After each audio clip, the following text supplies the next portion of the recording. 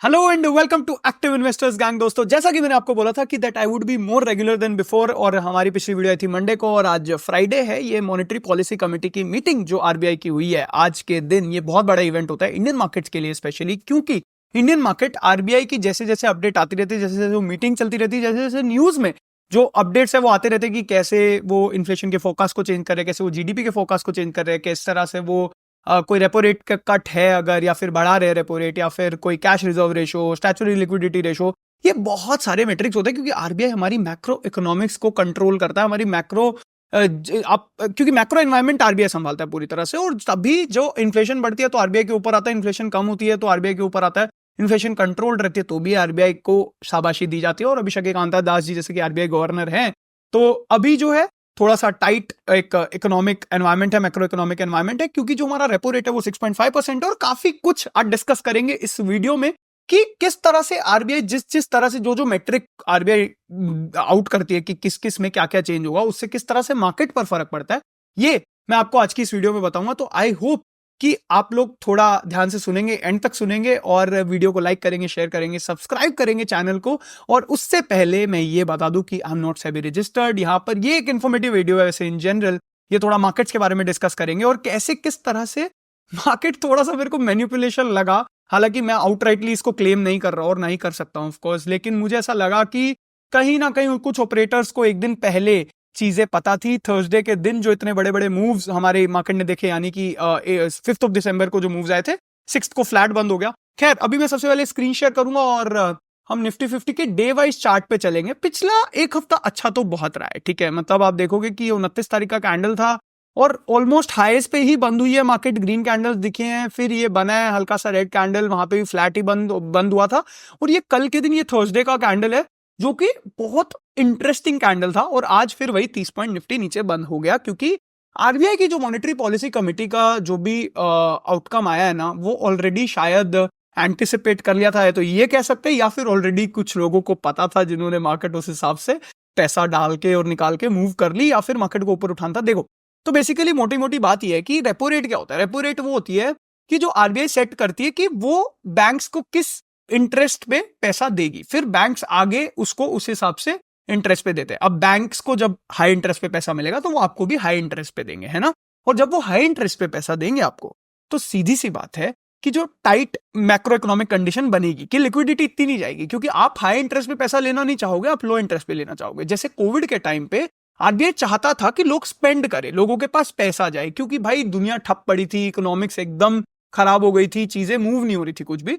तो इस वजह से आरबीआई चाहता था कि पैसा थ्रो करो मार्केट में, ताकि पीपल स्पेंड। और इंडिया का, मैं पिछला वीडियो जाकर देखना, तो मैंने आपको हमारी जीडीपी के 4 पिलर्स बताए थे, जिसमें सबसे बड़ा जो पिलर है वो है प्राइवेट कंजम्पशन। जो प्राइवेट कंजम्पशन जब हर्ट होता है ना इंडिया का, तो हमारी जीडीपी हर्ट होती है। जैसे चाइना के 2 पिलर्स हैं, प्राइवेट कंजम्पशन प्लस एक्सपोर्ट्स, ठीक है। हमारा एक्सपोर्ट इतना स्ट्रांग नहीं है, लेकिन हमारा प्राइवेट कंजम्पशन बहुत स्ट्रांग है, क्योंकि हमारी पॉपुलेशन बहुत ज्यादा है, ठीक है। आई एम सॉरी अगर मैं तेज बोल रहा हूं, तो आप कम करके देख लेना, वैसे इतना तेज मैं बोल नहीं रहा हूं। बट हाँ, प्राइवेट कंजम्पशन ज्यादा हो, इस वजह से आरबीआई चाहती थी कि कोविड में मनी थ्रो की जाए बाहर की तरफ, और इसलिए रेपो रेट उन्होंने कम कर दिया था, करीब 4-4.5-4% के आसपास, मुझे जहां तक ध्यान है 4-4.25, एक बार चेक कर लेना। फिर उसके बाद जैसे जैसे पैसा मार्केट में इतना आउट हो गया, तो भाई इन्फ्लेशन का डर सताने लगा, क्योंकि ऑफकोर्स जब आप मार्केट में रुपी ज्यादा कर दोगे, पैसा आप इन्फ्यूज कर दोगे, तो रुपी की वैल्यू कम हो जाएगी। रुपी की वैल्यू कम हो जाएगी तो चीजों के दाम बढ़ जाएंगे, क्योंकि लोगों के पास पैसा ज्यादा आ जाएगा। सप्लाई और डिमांड का सिंपल सा फंड है, वैसे याद कर लो कि सप्लाई ज्यादा हो गई रुपये की रेपो रेट के कम होने की वजह से, तो आपका सीधे सीधे दाम बढ़ेंगे।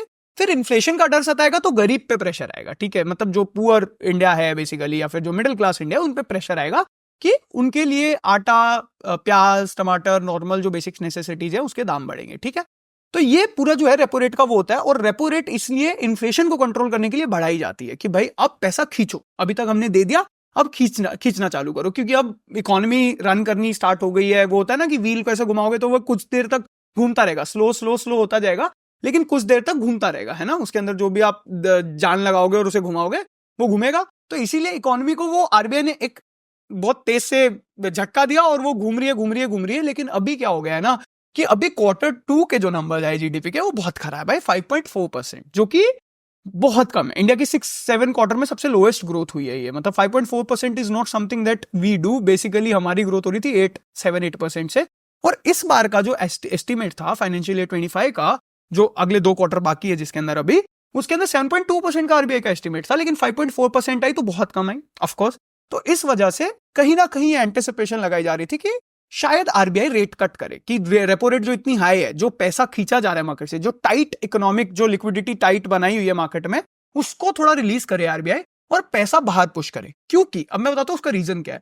क्योंकि यूएस का जो फेडरल बैंक है उसने आरबीआई, बेसिकली आरबीआई उसको फॉलो करता है, ठीक है। यूएस के फेडरल बैंक ने अभी इलेक्शन से पहले एक रेट कट किया था, ठीक है। वहां पे भी इकोनॉमिक कंडीशन कोई बहुत तो तगड़ी नहीं है, लेकिन उन्होंने रेट कट किया था क्योंकि इलेक्शन आने वाले थे, और इलेक्शंस जब आते हैं तो गवर्नमेंट प्रेशर डालती है फेडरल बैंक ऑफ अमेरिका पे कि भाई आप रेट कट करो, ताकि बिजनेसमैन उनको वोट करे, क्योंकि बिजनेसमैन को भाई पैसा चाहिए, लोन चाहिए, ठीक है, और सस्ते इंटरेस्ट रेट पे चाहिए। और जब जब गवर्नमेंट बैंक पे पैसा डालेगी, यानी कि सेंट्रल बैंक पे प्रेशर डालेगी, तो वो रेट कट करेगा, और रेट कट करेगा तो बिजनेसमैन को सस्ता लोन मिलेगा और वो रूलिंग पार्टी को वोट करेगा। सीधा सीधा बात है, ठीक है। तो रेट कट हुआ था, फिर उसके बाद ट्रंप जीत गए, ट्रंप जीते तो प्रो बिजनेस बंदे हैं। फिर उसके बाद आए, फिर क्वार्टर बेसिस का पहले हाफ 0.5% का रेट कट हुआ था, फिर उसके बाद आपका 0.25% का रेट कट हुआ जब डोनाल्ड ट्रंप आए। फिर उसके बाद अमेरिका के एक मिनिस्टर ने बहुत बड़ी स्टेटमेंट दी करीब 2 दिन पहले, यानी कि वेंसडे को या ट्यूसडे वेंसडे को, अभी आज 6 तारीख है, तो करीब 2-3 दिसंबर को ये स्टेटमेंट दी कि America seems like in a very strong position right now, और वहां पे जो जॉब्स हैं वो सही चल रही है, कोई अनएम्प्लॉयमेंट का इशू नहीं है, कोई ज्यादा इन्फ्लेशन नहीं है, और इकोनॉमिकली स्ट्रॉन्ग चल रहा है अमेरिका। तो इस वजह से उन्होंने एक जो ये स्टेटमेंट है ना, ये बहुत बड़ी स्टेटमेंट है, स्पेशली अमेरिका के मिनिस्टर से। इस चक्कर में जब उन्होंने ये स्टेटमेंट दी, तो हमारी आईटी इंडस्ट्री का धंधा मोस्टली अमेरिका से आता है। जब अमेरिका की जीडीपी स्ट्रॉन्ग होगी, अमेरिका की इकोनॉमी स्ट्रॉन्ग होगी, तो हमारे पास ज्यादा इन्फ्लो आएगा आईटी इंडेक्स, आईटी जो कंपनीज के पास है वो ऑर्डर्स आएंगे, क्योंकि अमेरिका से भाई 60-70% धंधा आता है आईटी कंपनीज का, ठीक है। जब वो आईटी कंपनीज का धंधा आएगा, तो ये एंटिसिपेशन पे आईटी इंडेक्स बढ़ गया, और आईटी इंडेक्स ने मार्केट को बढ़ा दिया 2 दिन लगातार। ये देखोगे ना, ये वन ऑफ द डेज है यहाँ पे, मेरे को मैं एग्जैक्टली डेज तो नहीं याद आ रहा, बट लेकिन आईटी इंडेक्स की वजह से बहुत बढ़ा है मार्केट, पिछले 2-2.5% से बढ़ा था आईटी इंडेक्स, और उसके बाद भी फ्लैट ही था अगले दिन, मतलब कोई करेक्शन नहीं आई थी, कोई प्रॉफिट बुकिंग नहीं आई थी। और टीसीएस और इन्फोसिस सबसे ज्यादा बढ़े थे। टीसीएस 4000 से करीब 4200-4300 रुपए गया था, और इन्फोसिस भी करीब 1800 से 1900-2000 रुपए चला गया था, और विप्रो भी बढ़ा है उसके बाद, ठीक है। तो ये आरबीआई की मॉनेटरी पॉलिसी होती है ना जो, तो ये बहुत इंपैक्ट करती है मार्केट को। और ये मीटिंग होती है हर 2 महीने में। पिछली जो मीटिंग हुई थी उसमें लग रहा था कि इंटरेस्ट रेट कट करेंगे नहीं करेंगे, लेकिन मोस्टली था कि नहीं करेंगे, क्योंकि भाई इन्फ्लेशन अनकंट्रोल्ड है। ऊपर से भाई जो हमारे स्मॉल फाइनेंस बैंक है उनकी हालत बहुत खराब है। क्या सीन हो रहा है वहां पे, जैसे जीवन स्मॉल फाइनेंस बैंक देखोगे आप, या फिर क्रेडिट एक्सिस ग्रामीण देखोगे, जो एनबीएफसी है ना, इनके ऊपर डिफॉल्ट्स बहुत ज्यादा हो रहे हैं, ठीक है। जो स्लिपेजेस हैं वो बहुत ज्यादा हो रही है, और इस चक्कर में आरबीआई को कहीं ना डर लग रहा है कि भाई प्रॉब्लम तो इकोनॉमी में है, और अगर प्रॉब्लम है इकोनॉमी में, तो यहाँ पे भाई पैसा इन्फ्यूज करोगे तो इन्फ्लेशन और ऊपर ही जाएगा। एक तो इन्फ्लेशन का भी प्रॉब्लम है, फिर आपकी स्लिपेजेस भी हो रही है, तो आप नहीं चाहोगे कि बिना किसी जस्टिफिकेशन के, या बिना किसी प्रॉपर एक बिना किसी सोचे समझे आप पैसा ऐसे मार्केट में आउट नहीं कर सकते। तो इस चक्कर में पिछले बार आरबीआई ने बोला कि अभी हम विड्रॉल ऑफ एकोमोडेशन जो स्टांस होता है उससे न्यूट्रल स्टांस पे जाएंगे। बेसिकली एक स्टांस पीछे चले गए थे वो, बस कि भाई अभी हम एटलीस्ट बढ़ाएंगे तो नहीं, लेकिन सेम रखेंगे, ठीक है। तो मतलब होता है ना कि विड्रॉल ऑफ एकोमोडेशन स्टांस होता है कि हमारे रेपो रेट को बढ़ाने वाले, बढ़ाएंगे और हम पैसा खींचते रहेंगे आपसे, ठीक है। अभी वो न्यूट्रल स्टांस हो गया, तो ये थोड़ी रिलीफ मिली। फिर अगली बोल रहे थे कि दिसंबर में रेट कट, उसके बाद अभी दिसंबर आया तो अभी भी रेट कट नहीं हुआ। लेकिन आज मार्केट ने फ्लैट तरीके से क्यों रिएक्ट किया? कल मार्केट सबने देखा, मतलब अगर देखा होगा तो मैं आपको याद दिलाता हूँ, थर्सडे बहुत बढ़िया दिन था मार्केट का।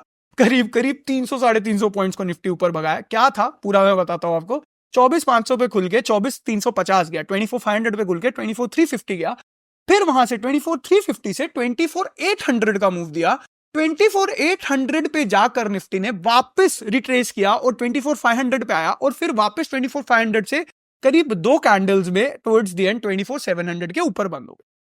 और आज 30 पॉइंट का करीब ये था। ये देखो, ये कैंडल देखो, इसमें आप 24,539, लोएस्ट 24,300, फिर उसके बाद हाईएस्ट 24,850, फिर वापस 500, फिर वापस बंद हुआ 24,708, और आज फिर 30 पॉइंट का कुछ नेगेटिव लगा और ये आ गया, ठीक है।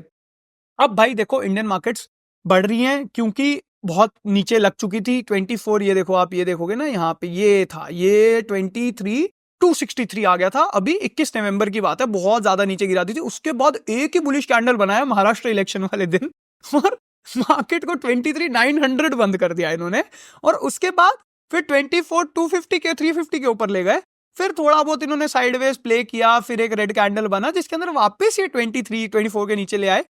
फिर तो भैया पिछला एक हफ्ता तो बहुत ही अच्छा था, ठीक है, मार्केट बढ़ा।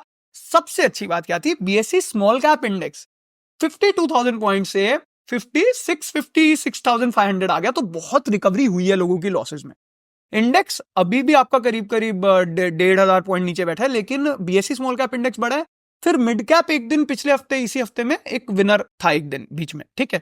तो मतलब मार्केट अच्छी चली है पिछले एक हफ्ते, और अब सस्टेन यहां से तभी करेगी जब 24,500 हिट, ये 24,500 हिट कर गया, 25,000 हिट कर जाएगा। ये जो लेवल है ना 25,000 का, ये बहुत क्रूशियल लेवल है यहाँ पे। ये जो यहाँ से मार्केट जब ऊपर निकलेगा ना, तो फिर आप देखोगे कि ऊपर की मूवमेंट मिलनी तैयार होंगी, लेकिन बहुत इजी नहीं है, मुश्किल है मार्केट का ऊपर जाना। और बस मैं तो यही बोलूंगा कि भाई अपने आप को अच्छे वैल्यू स्टॉक्स में इन्वेस्टेड रखो। बाकी जो आरबीआई की मॉनेटरी पॉलिसी का क्या हिसाब किताब हुआ, रेपो रेट अनचेंज्ड है 6.5% पे, पॉलिसी स्टैंस न्यूट्रल ही है, पहले विड्रॉल ऑफ रिकमेंडेशन था जैसे कि मैंने बताया, एचडीएफ रेट अनचेंज्ड है, एमएसएफ रेट, बैंक रेट, ये सब अनचेंज्ड है, ठीक है। जो कम हुआ है वो कैश रिजर्व रेशियो हुआ है, और ये कट हुई है 50 बेसिस पॉइंट से 4%, यानी कि 4.5% से कैश रिजर्व रेशियो 4% हो गई है, ठीक है। अब इसका इंपैक्ट लिखा है कि कैश रिजर्व रेशियो का जो कट है, release 1.16 lakh crore in banking system in 2 tranches. Basically banks में जो डिपॉजिट्स होते हैं, जैसे कि आप, मैं, इतने लोग बैंक्स में डिपॉजिट कर रहे हैं, लाखों करोड़ का डिपॉजिट होता है बैंक्स के पास। अब ऐसा तो है नहीं कि बैंक वो लाखों के लाखों करोड़ों को बोलेगा कि चलो लोन में दे दो। आरबीआई के कुछ सर्टेन परसेंटेजेस होती हैं कि मान लो आपके पास 100 रुपए हैं, तो आपको उसमें से 4 रुपए, 4.5 रुपए कैश रिजर्व रेशो में रखने पड़ेंगे। फिर स्टैट्यूटरी लिक्विडिटी रेशो होती है, फिर अलग से बहुत सारे रेट्स होते हैं, 18% एक होता है, वो अलग आपको रखना पड़ेगा। तो आरबीआई ना बैंक्स के लिए मैंडेट करता है कि भाई कल को अगर आपने सारा कुछ लोन में दे दिया और कल को आपसे डिपॉजिट निकलवाने के लिए बहुत सारे लोग आ गए, तो आप दोगे कैसे, डिफॉल्ट कर जाओगे। यही तो येस बैंक के साथ हुआ था ना, जब राणा कपूर पे एलिगेशन लगे थे, सब निकल गए थे, येस बैंक बोले कि हमारा पैसा वापस दे दो। और बैंक पे आप कभी भी जाओगे, एचडीएफसी बैंक भी चले जाओ आज, सारे लोग मांगने निकल जाएंगे अपनी डिपॉजिट, तो एचडीएफसी बैंक का दिवाला निकल ही जाएगा। तो वही है वो ट्रस्ट है कि बैंक किसी को आगे लोन पे दे रहा है तो भाई मेरे पास आ जाएगा, क्योंकि वो बैंक रिकवरी करेगा, मेरा कोई सरदर्दी नहीं है। तो बैंक सिर्फ आपके पैसे का ध्यान रखता है और आपको 3-3.5% रुपए 3-3.5% सेविंग्स अकाउंट पे इंटरेस्ट देता रहता है। तो बेसिकली आरबीआई बड़े स्मार्ट मूव खेला, ठीक है। सबको था कि शायद रेट कट हो तो मार्केट के लिए पॉजिटिव हो, रेट कट ना हो तो मार्केट के लिए नेगेटिव हो। तो मार्केट, आरबीआई ने क्या किया, आरबीआई ने रेट कट नहीं किया, लेकिन कैश रिजर्व रेशो को 4.5 से 4% कर दिया। अब उन्होंने ये 4.5 से 4% करके निफ्टी के पीएसयू बैंक इंडेक्स को बढ़ा दिया, तो वहां पे मार्केट अफ्लोट हो गया। और मेटल इंडेक्स तो आज वैसे ही बढ़ा हुआ था 1-1.5% से, ठीक है। और जो नीचे की तरफ जो बन रहा था कि भाई 24,500 क्या पता मूव कर जाए अगर आरबीआई रेट कट ना करे, तो वो नहीं हो पाया, ठीक है। बड़ा स्मार्टली प्ले किया आरबीआई ने कि रेपो रेट अनचेंज्ड है। फिर उसके बाद इन्होंने जीडीपी फोरकास्ट कट कर दिया है, 6.6% कर दिया 7.2% से। ये मुझे लग ही रहा था, या तो आप रेट कट करो, रेट कट करोगे तो आपकी इकोनॉमी बढ़ेगी, ठीक है, सीधी सी बात है। अब रेट कट करोगे, पैसा जाएगा इकोनॉमी में, पैसा स्पेंड होगा तो इकोनॉमी अपने आप बढ़ेगी, ठीक है। अब पैसा जाएगा तो इन्फ्लेशन भी बढ़ेगी, फिर वो इकोनॉमी बढ़ेगी तो इन्फ्लेशन भी बढ़ेगी, इन्फ्लेशन बढ़ेगी तो भाई आपको पता है poor India like 50-60% of the India, तो भाई उनको प्रॉब्लम होगी तो सरकार को प्रॉब्लम होगी। तो मतलब एक टाइम था पहले प्याज के दाम की वजह से मतलब सरकारें गिर जाया करती थी, और आज थोड़ा वैसा नहीं है क्योंकि ऑपोजिशन इतनी स्ट्रांग नहीं है, बट स्टिल मतलब आज भी ऐसा होना चाहिए। मेरे को लगता है कि महंगाई और आपका इकोनॉमी दोनों को बहुत मेंटेन करके रखना चाहिए, और यही आरबीआई का टास्क होता है, यही सबसे मुश्किल टास्क होता है। बाकी उसके बाद आपके इन्फ्लेशन के टारगेट बढ़ा दिए गए, 4.5% का एस्टिमेट लगाया था, 2 से 6% का इन्फ्लेशन का विंडो होता है, ठीक है। 2 to 6% इन्फ्लेशन का विंडो होता है। आइडियली 2 to 4% होना चाहिए, 3 to 4% के बीच में होना चाहिए। 4 से ऊपर जाता है दिक्कत आती है, ठीक है। अभी 4.5% इन्फ्लेशन का जो था फोकस, वो 4.8% कर दिया गया, ठीक है। बाकी नॉर्मल जो है आपका सिक्योर्ड ओवरनाइट रुपी रेट और ये बेंचमार्क वगैरह है, ये आरबीआई ने इंट्रोड्यूस किए हैं। और बहुत सारी चीजें होती है इनके पास ना, बैंक्स को मेनली आरबीआई रेगुलेट करती है, तभी क्रैकडाउन करती है। और अभी आप देखोगे जैसे मन्नपुरम फाइनेंस की एक सब्सिडियरी थी आशीर्वाद फाइनेंस, उन पे आरबीआई ने क्रैकडाउन किया, उससे पहले पेटीएम पे क्रैकडाउन किया, बहुत सारी जगह पे आरबीआई जो है क्रैकडाउन कर, आईएफएल सिक्योरिटीज पे आई थिंक आरबीआई ने बीच में क्रैकडाउन किया था। और आरबीआई करती रहती है ये चीजें, ड्यू डिलिजेंस करती रहती है। कोटक महिंद्रा का जो आपका क्रेडिट कार्ड के लिए बंद कर दिया था कि क्रेडिट कार्ड आप इशू नहीं कर सकते, तो ये चलता रहता है आरबीआई का, क्योंकि आरबीआई को मैक्रो इकोनॉमिक्स देखती है और मैक्रो इकोनॉमिक्स बैंकिंग सिस्टम संभालता है, ठीक है। तो ये जो है मोटा मोटा, अब मैंने आपको बहुत कुछ बताया है, ठीक है। तो बेसिकली इसको इस चीज के हिसाब से लेके चलो कि रेपो रेट बहुत इंपॉर्टेंट, सबसे इंपॉर्टेंट आज रेपो रेट का डिस्कशन था। और आरबीआई भी कहीं ना कहीं सॉरी अंडर प्रेशर है, क्यों अंडर प्रेशर है? क्योंकि यूएस का फेडरल बैंक रेट कट करने को तैयार बैठा है और अभी 25 बेसिस पॉइंट और रेट कट होगा यूएस में। 25 बेसिस पॉइंट और रेट कट होगा, यहाँ पे आईटी इंडेक्स बढ़ेगा, देखना उसके बाद, ठीक है। IT index all time high की तरफ बढ़ रहा है, banking index all time high की तरफ बढ़ रहा है। अच्छा आपके मेटल सेक्टर के लिए अच्छा है रेट कट, अगर अमेरिका में होता है, इंडिया में भी होता है, तो मेटल के लिए अच्छा है आप कहोगे तो। इसके साथ साथ बाकी ओवरऑल सबके लिए अच्छा है, लेकिन बैंकिंग इंडेक्स के लिए रेट कट अच्छा नहीं है। क्यों अच्छा नहीं है? बैंक आरबीआई से पैसे लेता है, ठीक है, और हमसे हमको डिपॉजिट पे इंटरेस्ट देता है, ठीक है। अभी बैंक तो बेसिकली ना बैंक को जो एफडी का इंटरेस्ट है, फिक्स डिपॉजिट जो आप बैंक में करवाते हैं, वो कहीं ना कहीं रेपो रेट के बराबर होता है। अगर रेपो रेट 6.5% है तो बैंक आपको करीब 6.5-7% दे रहा होगा, ठीक है। रेपो रेट को आप 5% कर दोगे तो बैंक आपको 5.5-6% देगा, ठीक है। ये लिंक्ड होते हैं, ठीक है। अब मान लो कि आरबीआई ने इंटरेस्ट रेट कट कर दिया, 6.5 से 6% कर दिया, ठीक है। बैंक आपको आधा % कम देगा एफडी में, ठीक है। आप बैंक के पास जाओगे और बोलोगे कि भाई मेरी एफडी निकाल दो, या फिर मेरी एफडी डिसकंटिन्यू कर दो, या फिर आप नई एफडी नहीं करवाओगे। नई एफडी नहीं करवाओगे, बैंक का CASA, Kasa deposit ratio, current account saving account, और जो फिक्स डिपॉजिट का रेशो रहता है, फिक्स डिपॉजिट्स रहते हैं, वो कम हो जाएगा, क्योंकि भाई आपको कम इंटरेस्ट रेट मिल रहा है। तो आप कहोगे यार मैं कहीं पीपीएफ में डालूं, या फिर मैं कहीं कोई और गवर्नमेंट स्कीम में डालूं, या फिर मैं म्यूचुअल फंड में डालूं, कहीं भी डालूं, लेकिन आप बैंक में डालने से मना कर दोगे। बैंक का डिपॉजिट कम होगा और बैंक के अंदर डिपॉजिट का ऑलरेडी क्रंच चल रहा है। तो बैंकिंग इंडेक्स के अलावा आरबीआई का जो आपका रेपो रेट का कट है वो सबके लिए सही रहता है। अब आरबीआई बड़ा स्मार्ट मूव किया कि अब बैंक को बचा लिया, कैश रिजर्व रेशो कम कर दिया उनका, ठीक है, ताकि वो ज्यादा से ज्यादा लोन दे पाए, ठीक है। सॉरी 1 सेकेंड ना, तो बैंकिंग इंडेक्स को इस तरह से बचाया उन्होंने। बाकी अब नेक्स्ट टाइम मोस्टली जो है आरबीआई एक रेट कट आपको देखने को मिल सकता है। बाकी ये बैंकिंग इंडेक्स है, यहाँ पे भी बहुत अच्छी बढ़त देखने को मिली, ऑलमोस्ट ऑल टाइम हाई पे है। मतलब ये 50,000 आ गया था, मैं यकीन नहीं कर पा रहा हूँ। मतलब ये 6-7-8% बढ़ा, 50,000 के नीचे आ गया था बैंकिंग इंडेक्स कुछ टाइम पहले क्या, अभी दिखाता हूँ ना आपको। ये यहाँ पे ये देखो 49904 का लोएस्ट लगाया था, उसके बाद यहाँ भी लोएस्ट लगाया था, 49787 का लोएस्ट लगाया था। कितनी बड़ी कैंडल बनी थी। फिर उसके बाद तो there was no looking back, market अच्छे से चल ही रहा है, और एचडीएफसी बैंक ने भाई पूरी तरह से संभाला हुआ है बैंक को, मतलब बैंकिंग इंडेक्स को। एचडीएफसी बैंक बढ़िया ब्रेकआउट पे 1863 1870 के आसपास पहुंचा हुआ है। आज मैंने देखा नहीं ढंग से कि कहाँ है, लेकिन HDFC bank all time high चल रहा है। और एचडीएफसी बैंक का जो कॉन्ट्रीब्यूशन है, जो कंसिस्ट करता है एचडीएफसी बैंक, वो बहुत बड़ा कॉन्ट्रीब्यूशन है बैंकिंग इंडेक्स में। जैसे रिलायंस का बहुत बड़ा निफ्टी के इंडेक्स में है, और आईटी इंडेक्स कभी बढ़ेगा तो आपको कभी भी मार्केट गिरा हुआ नहीं दिखाई देगा, बहुत हार्डली गिरा हुआ दिखाई देगा, क्योंकि आईटी इंडेक्स इतना बड़ा है। लेकिन मेटल, फार्मा, ये सब छोटे हैं, एफएमसीजी ये सब छोटे हैं, तो ये मार्केट को अफ्लोट रख सकते हैं। लेकिन ये तभी अफ्लोट रख सकते हैं जब आपका कोई एक पर्टिकुलर सेक्टर नेगेटिव टेरिटरी में ना हो। लेकिन Nifty PSU bank, Nifty bank index और निफ्टी आईटी इंडेक्स, ये 3 इंडेक्स ऐसे हैं जो मार्केट को, जो निफ्टी 50 को ड्राइव करता है। तो जो भी ट्रेडिंग करता है वो उस हिसाब से देख लिया करो। बाकी हाँ, ये सब लेवल्स है यार। बाकी आरबीआई की मॉनेटरी पॉलिसी का मेरे को आपको बताना था कि आरबीआई ने क्या किया है और किस तरह से ये इंडिया की इकोनॉमी को इंपैक्ट कर सकता है। अब देखना यह है कि रेट कट कब होता है, यूएस कब रेट कट करता है, और आरबीआई पे उस पर कितना प्रेशर आता है। और सबसे बड़ी बात, रुपया गिर रहा है, रुपया हो गया है 84.7 84.8 रुपीज हो गया, मतलब $1। तो वो एक बहुत बड़ा कंसर्न है। तो उसकी वजह से आरबीआई को अपने फॉरेन डिपॉजिट जो हैं, जो आपका फॉरेन रिजर्व्स हैं, वो निकालने पड़ रहे हैं, डॉलर्स का आउटफ्लो करना पड़ रहा है, क्योंकि भाई डॉलर इंडिया से बाहर जा रहे हैं, फॉरेन इन्वेस्टर्स बेच रहे हैं। फॉरेन इन्वेस्टर्स जब बेचेंगे आपका, तो ऑफकोर्स वो डॉलर को बाहर लेके जाएंगे, और डॉलर की यहाँ पे सप्लाई कम हो जाएगी, तो डॉलर का प्राइस बढ़ जाएगा, यानी कि डॉलर की वैल्यू बढ़ जाएगी। तो ये पूरी कंडीशन चल रही है मार्केट में, इसीलिए आरबीआई का होना और इंटरवेन करना बहुत जरूरी है। इसीलिए आरबीआई क्रैकडाउन करता रहता है कि भैया अलग अलग चीजों पे सैंक्शन लगाना आरबीआई का काम है, लेकिन आरबीआई का काम यह भी है कि इन्फ्लेशन और जीडीपी, इन्फ्लेशन, इकोनॉमी, जीडीपी, इन तीनों को रेगुलेट करना। और इन्फ्लेशन का इनडायरेक्ट इंपैक्ट आपका अनएम्प्लॉयमेंट पे भी आता है, इन्फ्लेशन का इनडायरेक्ट इंपैक्ट आपका कंजम्पशन पे आता है, बहुत सारी जगह पे आता है। और I think that is it. मैं काफी कुछ बोल चुका हूँ ऑलरेडी, तो काफी तेज बोला मैंने, बट आई होप कि आपको ये चीजें ना समझ आई होंगी। ये जरूरी थी आपको बतानी, आरबीआई की मॉनेटरी पॉलिसी का इंपैक्ट किस तरह से पड़ सकता है और किस तरह से पड़ता है इन जनरल, ये आप कभी नहीं भूलोगे, आई डोंट थिंक। और कभी भूलोगे तो आप इस वीडियो को वापस आके देख सकते हो। और अगर आपको वीडियो पसंद आई हो तो भैया please like, share, subscribe, and फिर से बड़ा वीडियो बन गया 20 मिनट का। और अब मैं आपसे लूंगा अलविदा। और अगर आप डेली पॉडकास्ट सुनना चाहते हैं, और मार्केट का हम लाइव डेली पॉडकास्ट करते हैं, जैसे मार्केट बंद होता है उनके फंडामेंटल अपडेट का डेली पॉडकास्ट करते हैं, जैसे पिछले कुछ टाइम में वारी एनर्जीज को हमने आइडेंटिफाई किया था जब वो ऊपर गया था 3100 रुपए तक। फिर हमने एनटीपीसी ग्रीन को आइडेंटिफाई किया था 122 रुपए पे, हो गया था 150 रुपए तक। फिर उसके बाद हमने डिलीवरी भी मैंने अपनी कम्युनिटी को बोला था, जिसके अंदर आज 6% से डिलीवरी बढ़ा हुआ है।